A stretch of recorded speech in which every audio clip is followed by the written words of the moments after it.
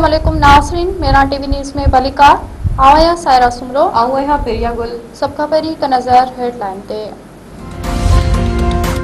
वज़ीर आज़म शहबाज शरीफ़ चयो आहे त अमरीका ईरान विच में जंगबंदी बरक़रार आहे। खिते में अमन लाइ सची दिल सां कोशिशूं कयूं। 11 अप्रैल ते इस्लामाबाद में अमरीका ईरान विच में ॻाल्हियुनि जो अमल शुरू थियो, जेको 21 कलाकनि ताईं जारी रहियो। वफ़ाक़ी काबीना जे इजलास खे ख़िताब कंदे वज़ीर आज़म शहबाज शरीफ़ चयो त आलमी मार्केट में तेल जी वधंदड़ क़ीमतनि सबबि गैर मामूली सूरत हाल आहे। ईरान असांजो भाइरनि जहिड़ो पाड़ेसरी मुल्क आहे। दुआ आहे त जल्द जंग ख़त्म थिए ऐं अमन क़ाइम थिए। ॾींहुं राति मेहनत करे मसइलनि जो हल कढणो पवंदो। अमरीकी सदर ईरान खिलाफ़ डिघे मुदे वारी नाकाबंदी जी हिदायत करे छॾी। अमरीकी अख़बार जी रिपोर्ट मूजिबि डोनाल्ड ट्रंप ईरान जी मईशत ऐं तेल जे वापार ते दबाव जारी रखण जा हुकुम जारी कया आहिनि।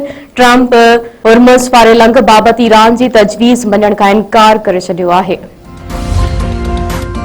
अमरीकी सदर डोनाल्ड ट्रंप चयो आहे त ईरान ॿुधायो आहे त हू तबाही जे किनारे ते वेझो आहे।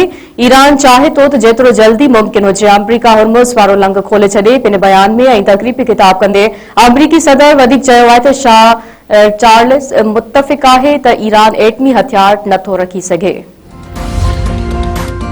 जहाज कब्ज़े में वठण ते ईरान जो अमरीका खिलाफ़ गॾियल क़ौमुनि में एहतजाज।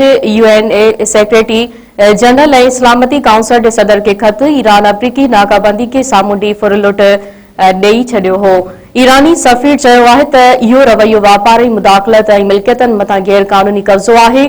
ईरानी फ़ौज जे तर्जुमान जो चवणु आहे त जंगबंदी बावजूदि जंग खे ख़त्म नथा सम्झो। ईरानी फ़ौज तयारी ऐं हदफ़ अपडेट करे रही आहे।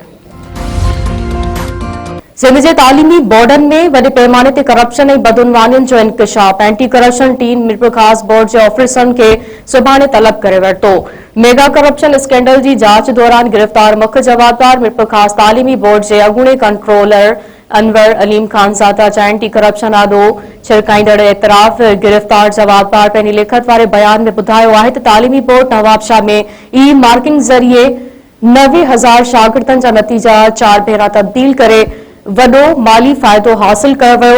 सेक्रेटरी यूनिवर्सिटीज़ एंड बोर्ड्स खे बि गॾियल तौर रिश्वत ॾियण जो इंकशाफ। यूनिवर्सिटी एंड बोर्ड्स जे सेक्रेटरी डिप्टी सेक्रेटरी मुख़्तलिफ़ बोर्डनि जे चेयरमैननि कंट्रोलरनि ऐं ॿियनि लाॻापियल ऑफिसरनि खे नोटिस जारी। सुभाणे तलब। शिकारपुर में बिरादरी तकरारनि तां हिकु ॾींहुं 2 नौजवान क़तल। शहर में दुकान ते वेठल नौजवान अज़ीज़ अहमद शर खे हथियापननि गोलियूं हणी क़तल करे छॾियो। लाजगढ़ पहुचण ते वारसनि में कोहराम।